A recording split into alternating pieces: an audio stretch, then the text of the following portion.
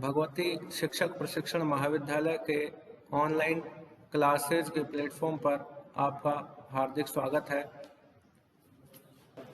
मैं विपिन बिहारी शर्मा आज आपके सहायक आचार्य आज आपके लिए लेकर आया हूँ बीएड प्रथम सेमेस्टर के विषय शिक्षण और अधिगम के प्रकरण शिक्षण के बारे में। आज हम शिक्षण के बारे में विस्तृत रूप से अध्ययन करेंगे।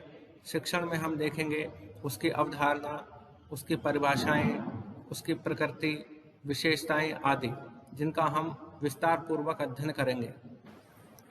शिक्षण किसी बात को जानने मात्र से व्यवहार में वांछित परिवर्तन कभी भी नहीं आता, क्योंकि सीखते तो पशु पक्षी भी हैं, उनके भी देखने, सुनने आदि से संबंधित इंद्रियां होती हैं, परंतु उनका व्यवहार आज भी वही है जो सृष्टि की रचना के समय प्रारंभ में रहा होगा। उनका व्यवहार उस समय भी मूल प्रवृत्तिजन्य था और आज भी वैसा ही है। इसका मूल कारण है उनमें वांछित विवेकशीलता का अभाव, जो बुद्धि के अभाव में बिल्कुल भी संभव नहीं। प्रारंभ में बालकों का व्यवहार भी ठीक वैसा ही होता है, अर्थात मूल प्रवृत्तिजन्य अधिक तथा अर्जित कम होता है, परंतु जो जो उनकी आयु बढ़ती जाती है त्यों त्यों एक निश्चित सीमा तक उनकी बुद्धि का भी विकास होने लगता है। उन्हें भी इस बात का आभास होने लगता है कि क्या उचित है और क्या अनुचित है। कभी कभी ऐसा भी हो सकता है कि बच्चे या बड़े किसी बात के अच्छे या बुरे परिणामों को जानते हुए भी अनजान बन जाए, और कभी यह भी संभव है कि वे अच्छे बुरे, पाप पुण्य, करणीय अकरणीय, वांछित अवांछित के भेद को किसी भी कारण से समझते ही नहीं है। ऐसी स्थिति में विद्यार्थी जिस जानकारी को प्राप्त कर रहे हैं उसकी व्याख्या करना तथा उसकी गहराई को समझना आवश्यक हो जाता है।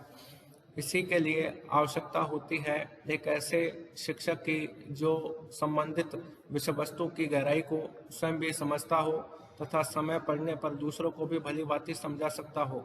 यही शिक्षक समाज के लिए धर्म के मर्म को समझने वाले संत महंत धर्माचार्य हैं, तो विद्यार्थियों के लिए उनके शिक्षक।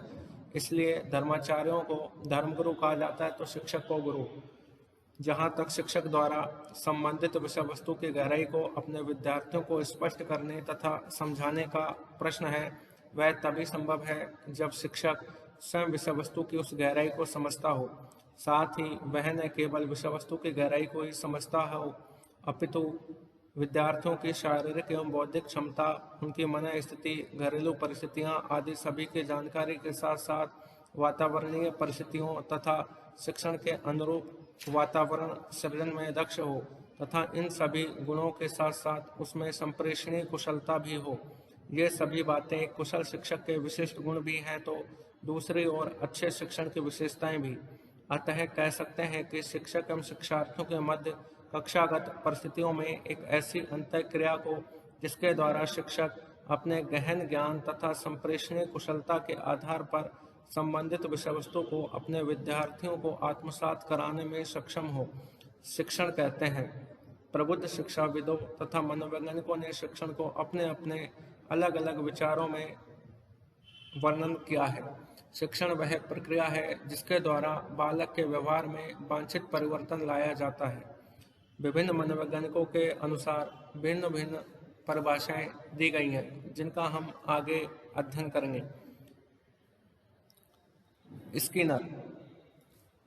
स्किनर ने कहा है, शिक्षण पुनर्बलन की आकस्मिकताओं का क्रम है, अर्थात शिक्षण पुनर्बलन दिया जाने की आकस्मिकताओं का क्रम है, जिसमें शिक्षक द्वारा विद्यार्थियों को विभिन्न प्रश्नों के माध्यम से प्रश्न पूछे जाते हैं और उनको पुनर्बलन प्रदान किया जाता है, जिससे बालक अधिक से अधिक कार्य करने, अधिक से अधिक सीखने की ओर अग्रसर होते हैं।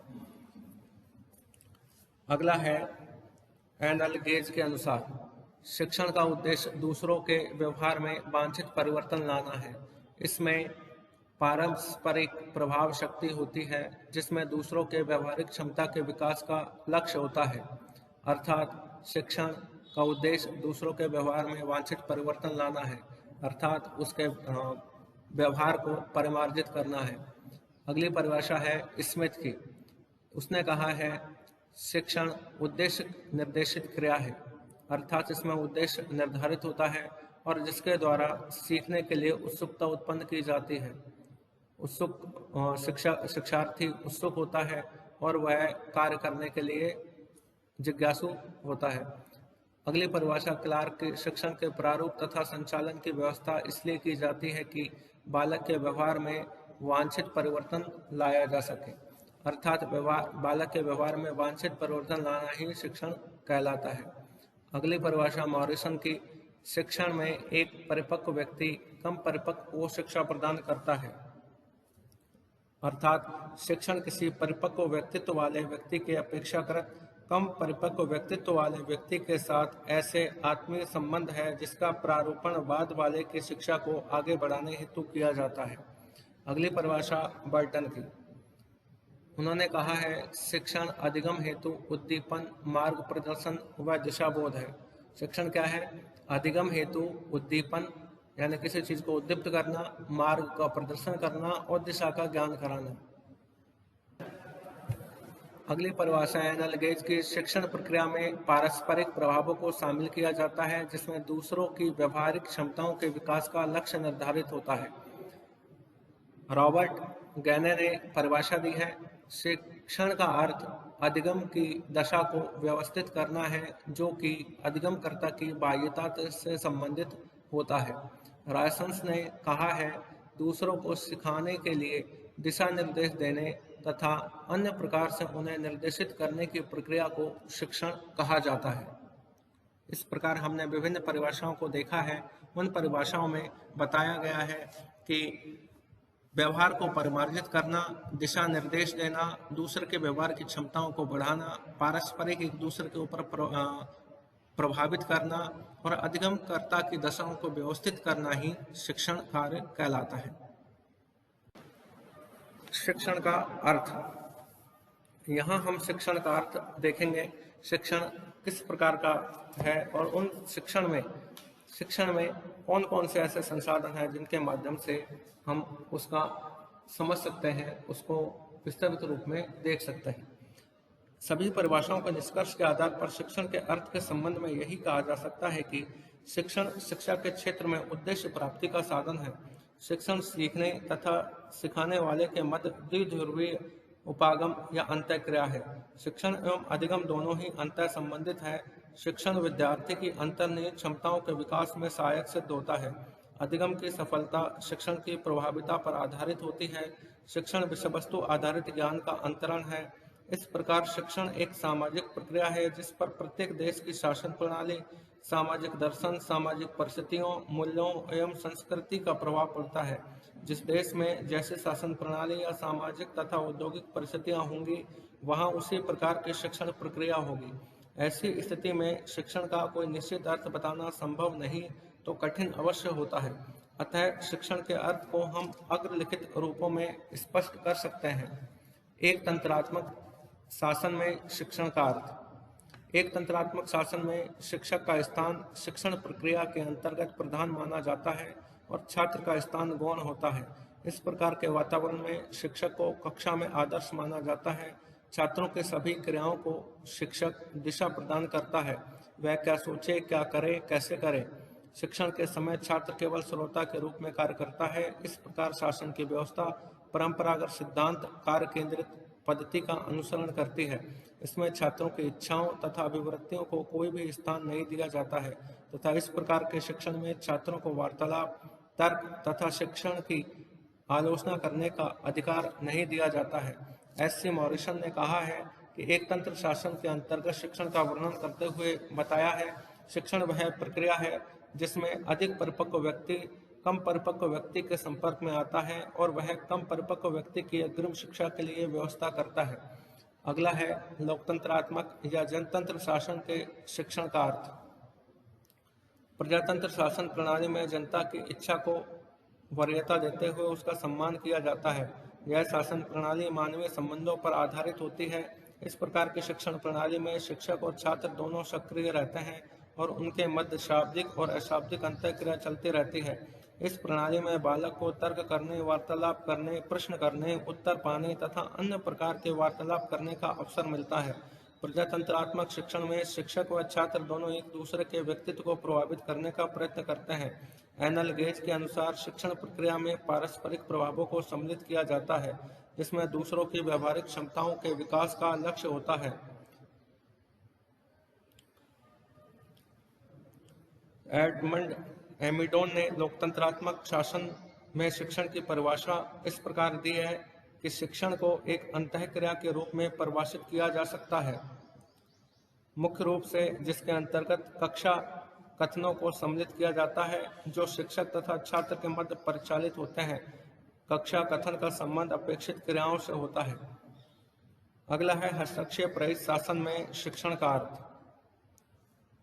इस प्रकार की शासन व्यवस्था में शिक्षण करते समय शिक्षक एक मित्र के रूप में कार्य करता है और विद्यार्थियों को शिक्षण के समय अधिक सक्रिय बनाते हुए विभिन्न समस्याओं को सुलझाने के लिए उन्हें अधिक से अधिक अवसर प्रदान करता है। इस प्रकार के शिक्षण में शिक्षक छात्र क्रियाओं में हस्तक्षेप न करते हुए छात्रों की सृजनात्मक क्षमताओं के विकास की ओर ध्यान केंद्रित करता है। यह शासन प्रणाली आधुनिक व्यवस्था कार्य तथा संबंध केंद्रित सिद्धांत पर आधारित होती है। हस्तक्षेप रहित शासन में शिक्षण का विवेचन ब्रूवेकर ने निम्नलिखित शब्दों में किया है। शिक्षण परिस्थितियों का प्रबंधन करना है जिसमें अंतर और बाधाएं होती हैं और व्यक्ति या छात्र उन पर नियंत्रण पाना चाहेगा और इस दौरान वह कुछ सीख सकेगा। अर्थात हमने तीनों प्रकार के शिक्षण देखे, एक तंत्रात्मक शासन में शिक्षण, लोकतंत्रात्मक या जनतंत्रात्मक शासन में शिक्षण और हस्तक्षेप रहित शासन में शिक्षण। इस प्रकार हम शिक्षण का अर्थ निर्धारित कर सकते हैं। अगला हमारा बिंदु है शिक्षण की प्रकृति। शिक्षण की अवधारणा तथा अर्थ के संबंध में जो कुछ भी कहा गया उसे ध्यान में रखते हुए शिक्षण की प्रकृति का विवेचन निम्नलिखित शीर्षकों के माध्यम से किया जा सकता है। पहला, शिक्षण एक कला है तो विज्ञान भी। यह बात सुनने में थोड़ी अटपटी अवश्य लगती है कि जो कला है वह विज्ञान अथवा जो विज्ञान वह कला कैसे हो सकते हैं। यह बात अटपटी भले ही लगे किंतु सत्य है, क्योंकि कला में स्थिरता कम तथा परिवर्तनशीलता अधिक होती है। समय के परिवर्तन के साथ साथ कलाओं के रूप में भी परिवर्तन होता रहता है। इतिहास इस बात का साक्षी है। यदि कला की दृष्टि से शिक्षण पर विचार किया जाए तो हम देखेंगे कि हमारे देखते देखते ही शिक्षण के क्षेत्र में अब तक कितने परिवर्तन आ गए हैं और आते ही चले जा रहे हैं। अब उन बातों को समझना सरल हो गया है जिनकी सीमा केवल कल्पनाओं तक ही सीमित थी। अतः इन परिवर्तनों के आधार पर कहा जा सकता है कि शिक्षण एक कला है, परंतु शिक्षण को यदि विज्ञान की कसौटी पर कसा जाए तो विज्ञान उसी बात या विषय को कहा जाता है जिसका आधार तर्कसंगत हो तथा नियमों में शाश्वतता। इस दृष्टि से शिक्षण के अपने कुछ सूत्र तथा नियम होते हैं। शिक्षण के यह नियम जैसे विषय वस्तु की अर्जित जानकारी से संबद्धता, अर्जित ज्ञान का अभ्यास आदि पहले भी शिक्षण की दृष्टि से उतने ही उपयोगी सिद्ध होते थे जितने आज या आगे भी होते रहेंगे। इस प्रकार शिक्षण के नियमों आदि की अनुपालना एवं अनुसरण के आधार पर शिक्षण को विज्ञान मानना सर्वथा उचित है।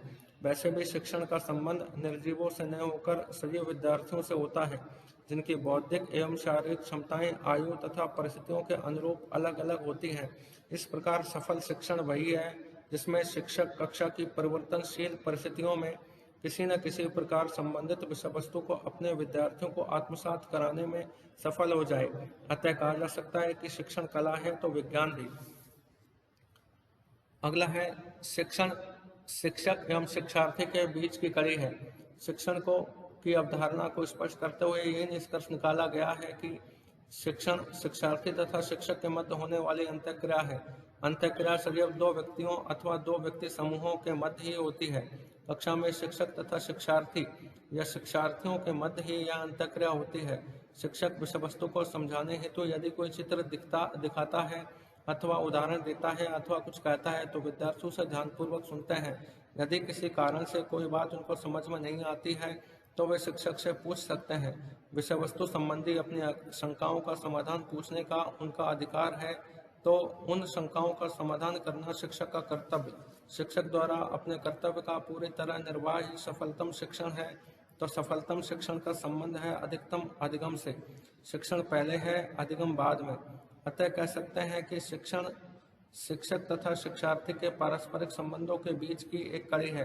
प्रभावी शिक्षण ही इन संबंधों की सुदृढ़ कड़ी है।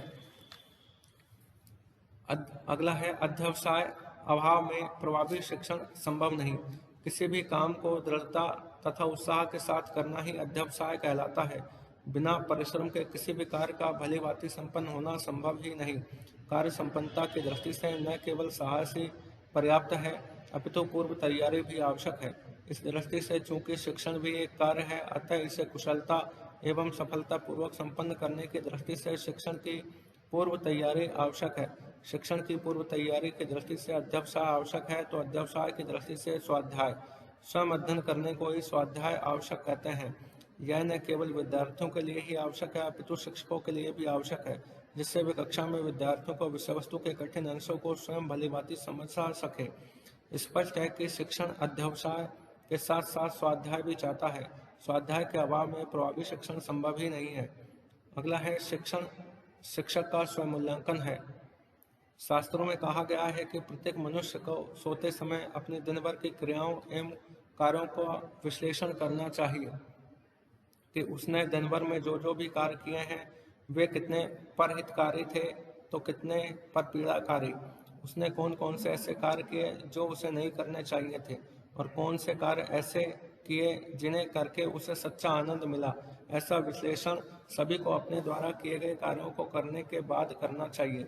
शिक्षक का कार्य है शिक्षण और उसे पढ़ाने के पश्चात इस बात का विश्लेषण करना चाहिए कि उसे पढ़ाने में कितना आनंद आया और कितना नहीं, कितनी सफलता मिली और कितनी नहीं।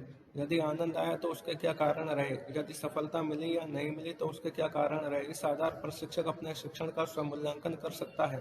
अगला है शिक्षण विद्यार्थी व्यवहार में वांछित मोड़ का करता है। विद्यार्थियों के व्यवहार में वांछित मोड़ तब तक नहीं आता जब तक कि उनकी भावनाओं में एक सकारात्मक मोड़ न आए।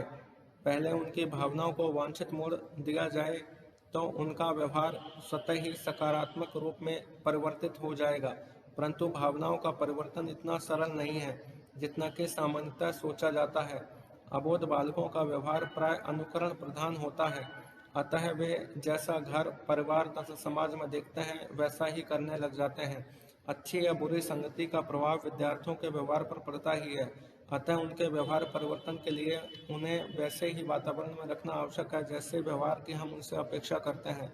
जहाँ तक बड़ों के व्यवहार परिवर्तन की बात है, वे भी किसी के कहने से अपने व्यवहार में परिवर्तन नहीं लाते, अपितु वे जिस बात की भी ज्ञानेंद्रियों के माध्यम से जानकारी प्राप्त करते हैं पहले उसको समझने का प्रयास करते हैं कि उनके हित में क्या है। जो उनकी अपनी दृष्टि से हितकर हो उसी व्यवहार को वे अपना लेते हैं, भले ही वह व्यवहार दूसरों के लिए अहितकर ही क्यों न हो। इस दृष्टि से ऐसे गुरु की आवश्यकता होती है जो न केवल अच्छे और बुरे की व्याख्या कर सके, अपितु साहित्य और इतिहास के आधार पर ऐसे उदाहरण वे विद्यार्थियों के समक्ष प्रस्तुत कर सके कि जिस व्यवहार को वे उचित समझ रहे हैं उसके दूरगामी परिणाम क्या हो सकते हैं तथा जिन जिन लोगों ने व्यवहार के उस रूप को अपनाया उसका परिणाम क्या हुआ। वर्तमान में भी उदाहरण दिए जाएं और यह काम है शिक्षक तथा उसके द्वारा शिक्षण का। अतः कहा जा सकता है कि जब तक शिक्षण द्वारा जानकारी को समझाकर आत्मसात नहीं कराया जाएगा तब तक व्यवहार परिवर्तन संभव नहीं। अगला है शिक्षण प्रभाविता की कसौटी अधिकतम अधिगम। शिक्षक बहुत शिक्षार्थी यदि करोड़ों की संख्या में है तो शिक्षक भी लाखों से कम नहीं, परंतु प्राथमिक स्तर से लेकर उच्च स्तर यहाँ तक कि विश्वविद्यालय स्तर के उन सभी शिक्षकों के विषय में उनके व्यवहार आदि सभी दृष्टियों विशेषकर शिक्षण की दृष्टि से सभी विद्यार्थियों से निष्पक्ष दृष्टि से उनके शिक्षण तथा पठित अंश को उनके द्वारा भलीभांति समझाने की दृष्टि से पूछा जाए तो संभवतः ऐसे शिक्षकों का प्रतिशत बहुत अधिक नहीं मिलेगा। इसका स्पष्ट आशय यह है कि कुशल शिक्षक उतने ही प्रतिशत है जितने प्रतिशत विद्यार्थी उन्हें शिक्षण की दृष्टि से सराहते हैं, जीवन भर एक आदर्श शिक्षक के रूप में याद रखते हैं, साथ ही उनके शिक्षण की भी भूरी भूरी प्रशंसा करते हैं। यही नहीं, इससे भी अधिक उनके द्वारा पढ़ाए गए अधिकतर विद्यार्थी बहुत अच्छे अंकों से परीक्षाओं में उत्तीर्ण होते हैं। अतः कहा जा सकता है कि प्रभावी शिक्षण की पहचान प्रभावी अधिगम है। अगला है सही शिक्षण के अभाव में अवबोध संभव नहीं। किसी बात को जानना एक बात है और उसे समझना एक बिल्कुल अलग बात। माना कि किसी भी बात की जानकारी आवश्यक है, परंतु उस बात को गहराई से समझना जानकारी की तुलना में कहीं अधिक महत्वपूर्ण है। भारतीय चिंतन के अनुसार ज्ञान वही है जिसे समझकर आत्मसात कर लिया जाए, और यह तभी संभव है जब शिक्षक को भी दी जाने वाली जानकारी की समझ हो। अतः आवश्यकता इस बात की है कि यदि पाठ्यवस्तु के कुछ अंश ऐसे हैं जो शिक्षक को भी स्पष्ट नहीं है, तो पहले वह उस विषय वस्तु को स्वयं समझे, तत्पश्चात अपने विद्यार्थियों को समझाए। शिक्षण मनोविज्ञान का व्यवहारिक पक्ष है तो अधिगम व्यवहार परिवर्तन का। प्रत्येक कार्य के दो पक्ष होते हैं, सैद्धांतिक तथा क्रियात्मक। क्रियात्मक पक्ष को ही व्यवहारिक तथा अभ्यासिक पक्ष भी कहा जा सकता है। अमीर खुसरो की एक पहेली है, घोड़ा अड़ा क्यों, पान सड़ा क्यों, रोटी जली क्यों, विद्या भूली क्यों। चारों प्रश्नों का एक ही उत्तर है, फेरा ना था। उत्तर स्पष्ट है, व्याख्या की आवश्यकता नहीं। फिर भी विद्या के संबंध में इसकी व्याख्या की जाए तो केवल पढ़ने लिखने को व्याख्या मान लेना ठीक नहीं है। विद्याएं बहुत है, विद्या प्राप्ति के क्षेत्र भी अनेक हैं। ज्योतिर्विद के लिए ज्योतिष विद्या है तो खगोल शास्त्र के लिए खगोल विद्या, तांत्रिक के लिए तंत्र विद्या है तो मंत्र सीखने वाले के लिए मंत्र विद्या। इसी प्रकार शिक्षक के लिए शिक्षण के सिद्धांतों एवं सूत्रों को पहले जानना फिर समझना तथा अंत में उसका अभ्यास करना विद्या है, तो चिकित्सक के लिए चिकित्सा शास्त्र की सैद्धांतिक जानकारी के साथ साथ उसका अभ्यास करना विद्या कोई भी हो, उसे व्यवहार में बदलने, स्मरण रखने तथा उस क्षेत्र में पारंगत बनने की दृष्टि से अभ्यास आवश्यक ही नहीं, अनिवार्य है। यदि उसका बार बार अभ्यास नहीं किया जाएगा तो अर्जित ज्ञान भी विस्मृत हो जाता है। अतः विद्या में कुशल एवं पारंगत बनने तथा ज्ञान को चिरस्थायी बनाने हेतु अभ्यास आवश्यक है, क्योंकि शिक्षण का अभ्यास मन, बुद्धि, चित्त तथा अहंकार के अस्तित्व वाले विद्यार्थियों के साथ करना है।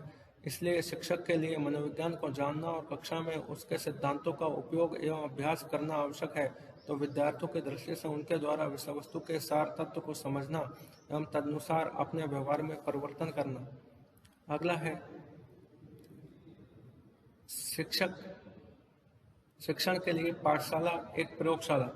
शिक्षण के लिए पाठशाला एक प्रयोगशाला है जिसमें शिक्षक के द्वारा शिक्षार्थियों को शिक्षण कार्य करवाया जाता है और विभिन्न प्रकार के अनुप्रयोगों के माध्यम से वहाँ एक प्रायोगिक कार्य संपन्न किया जाता है। उस प्रायोगिक कार्य के माध्यम से बालकों के व्यवहार में परिवर्तन लाया जाता है। यही कार्य हम प्रयोगशाला में करते हैं। अतः हम कह सकते हैं कि शिक्षण के लिए पाठशाला एक प्रयोगशाला है। अगला है अधिगम के उद्देश्यों की पूर्ति कुशल शिक्षण द्वारा संभव है। अधिगम तथा शिक्षण दोनों ही अंतर संबंधित हैं, एक के अभाव में दूसरे का अस्तित्व ही संभव नहीं। इनमें से कौन सा पहले और कौन सा बाद में, इस बात पर यदि विचार किया जाए तो दोनों ही पहले हैं तो दोनों ही बाद में भी। यह दृष्टिकोण पर आधारित है। यदि उद्देश्य निर्धारण की दृष्टि से देखा जाए तो हम देखेंगे कि शिक्षा का उद्देश्य विद्यार्थी के व्यवहार में वांछित परिवर्तन लाना है। अतः अधिगम के जो भी उद्देश्य निर्धारित किए जाते हैं वे सभी इसी दृष्टि से निर्धारित किए जाते हैं। शिक्षण का उद्देश्य अधिगम के उद्देश्यों को पूरा करना है। इस दृष्टि से अधिगम के उद्देश्यों का निर्धारण पहले है तो शिक्षण उसके बाद में।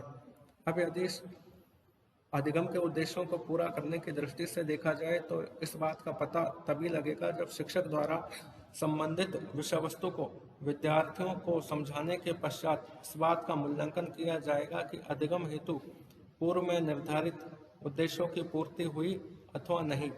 यदि हुई तो किस सीमा तक और यदि नहीं हुई तो क्यों। इस दृष्टि से शिक्षण पहले है तो अधिगम का मूल्यांकन बाद में। अतः कहा जा सकता है कि शिक्षण अधिगम के उद्देश्यों के निर्धारण तथा उद्देश्यों की पूर्ति का पता लगाने हेतु किए जाने वाले मूल्यांकन के बीच एक कड़ी है। अतः हम शिक्षण की प्रकृति को इस प्रकार, ये जो बिंदु हैं हमारे सामने, उनके अंतर्गत हमने शिक्षण की प्रकृति को समझा है। धन्यवाद। आप लोगों को मैं उम्मीद करता हूं कि आप लोगों को जो हमने शिक्षण के बारे में पढ़ा, शिक्षण की अवधारणा के बारे में पढ़ा और शिक्षण की प्रकृति के बारे में पढ़ा, शिक्षण के परिभाषाओं को समझा, उनको समझ करके हमें शिक्षण का एक कॉन्सेप्ट हमें समझ में आया होगा। मैं उम्मीद करता हूं कि ये जो कक्षा है आपके लिए बहुत सहयोगी रही होगी। अगली क्लास में हम देखेंगे शिक्षण की विशेषताओं को, शिक्षण के चर और कार्यों को। धन्यवाद।